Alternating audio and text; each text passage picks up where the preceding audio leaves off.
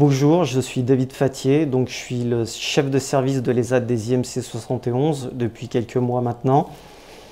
Je coordonne l'activité d'accompagnement sur la partie médico-sociale et travail avec l'aide de quatre moniteurs d'atelier. Alors pourquoi j'ai décidé de m'orienter dans le médico-social? C'est tout simplement pour replacer l'humain au centre de nos préoccupations et redonner du sens à l'action. J'étais aussi dans une optique où je souhaitais transmettre et apprendre de ces personnes et contribuer à la concrétisation d'un projet professionnel. Preuve en est où on a modernisé notre outil de travail, on a remplacé initialement les presses offset qui occupaient nos ateliers par des presses nouvelle génération entièrement automatisées qui sont numériques. Nous sommes donc devant une presse numérique 4 couleurs, quadri. Avec cet outil de travail qui est intégralement adapté aux capacités des personnes que nous accompagnons, en fait, nous sommes capables de répondre aussi bien à une clientèle de marché public que de privé. Nous avons aussi bien en donneur d'ordre de l'hôpital de Mâcon que des artistes peintres pour qui nous faisons des reproductions pour des expositions, donc des particuliers. Ici, nous sommes à l'ESAT des IMC 71. Actuellement, nous accueillons 35 personnes en situation de handicap pour un agrément de 26 ETP. Donc, notre vocation, elle s'articule autour de deux paramètres, de deux aspects importants. L'aspect médico-social, accompagnement médico-social, et aspect professionnel, accompagnement par le travail. Donc en fait, on travaille essentiellement avec une clientèle de donneurs d'ordre privés et publics et collectivités. Et actuellement, nous avons des travaux en cours pour les deux classifications de clients, donc institutionnels, publics et une clientèle de privé. Et je vais vous présenter cet atelier.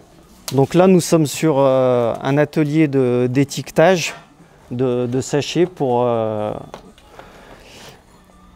client de l'agroalimentaire, où on vient sur une face recto coller tous les renseignements du produit ainsi que la DLUO, et sur le verso on viendra étiqueter la référence produit, en fait, la marque du produit, la marque client. Et c'est pour ça que ces personnes travaillant dans l'agroalimentaire portent une charlotte. On respecte en fait le cahier des charges qui nous a été demandé par le client, en fait. Ensuite, nous avons un autre travail qui est décliné en plusieurs étapes dans cet atelier, où on vient pour un client privé conditionner des références de visserie dans des sachets. La première étape, c'est qu'on vient étiqueter les sachets. Donc on a quelques personnes qui réalisent la première étape où on vient étiqueter le sachet. Ensuite, la deuxième étape, nous avons des personnes à l'aide de gabarits qui viennent conditionner une quantité de référence dans ce sachet. La troisième étape, c'est une étape de contrôle où l'on vient, à partir d'un poids cible, contrôler que la quantité cible est bien réellement présente dans les sachets. Donc on vient contrôler tous les sachets. Vous voyez qu'on a adapté les différents postes aux capacités des personnes, et on a véritablement les différentes étapes du collage d'étiquettes en passant par le conditionnement, le contrôle, et la dernière étape qui est le thermosoudage, où on vient fermer hermétiquement le sachet en finale à l'aide d'équipements de thermosoudeuse. Donc l'opération consiste à fermer hermétiquement et couper le sachet. En fait. C'est qu'en fait on couvre tous les aspects de la production, mais on couvre aussi toutes les capacités de notre savoir-faire. C'est-à-dire qu'on a des postes et des personnes qui sont interchangeables. Les personnes qui sont à l'étiquetage passeront sur le conditionnement, et ainsi de suite. Les personnes qui étaient sur le conditionnement basculeront sur l'activité de thermosoudage ainsi que sur le colisage. Donc on couvre et on a une rotation de l'ensemble de notre personnel sur les différents ateliers. Dans l'ensemble de nos savoir-faire, on a d'autres compétences. Ici, nous sommes dans l'atelier impression, où on va de l'édition numérique de supports divers et variés à à la création graphique, en passant par le flocage de tout textile plat. Moi, je m'appelle Anne-Sophie P. Je suis arrivée dans l'établissement en 2015. Et j'étais dans un foyer, ça faisait 7 ans.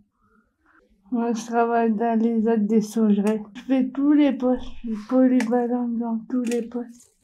Moi, je m'appelle Vincent. Moi, je vis en appartement à Charnay depuis juillet. Et voilà, je suis dans l'établissement depuis juin 2013. Et donc, depuis le mois d'avril, je fais une mise à disposition à la MDPH le mardi. Voilà, c'est une journée dans la semaine. Je vais avoir un logement à Charnay-les-Maclons. Fin avril, c'est compliqué d'avoir la somme d'argent pour acheter tout le matériel, du coup, ça prend plus de temps. Pour en fait casser la salle de bain, en fait ils ont fait une marque et je peux pas accéder. Et mettre des barres et une chaise de douche en plus. Et qui coûte très cher. J'ai mis 1 an à trouver un logement.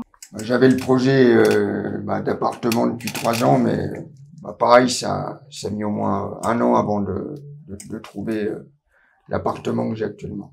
On n'est pas obligé de dire voilà où on va, qui c'est qu'on invite. Il n'y a pas d'horaire, quoi. C'est ces côtés-là qui sont positifs. Il y a une place dans un seul bus et ce qui manque c'est d'autres places pour plusieurs personnes en fauteuil qui puissent prendre le bus en même temps pour faciliter le transport pour tout le monde et s'adapter. Donc moi j'ai un abonnement et comme quelques collègues aussi, on est plusieurs à avoir un abonnement à l'année à Lyon. Donc on se rend au Groupama Stadium, qui est le stade de foot de l'Olympique Lyonnais, tous les 15 jours pour voir les matchs.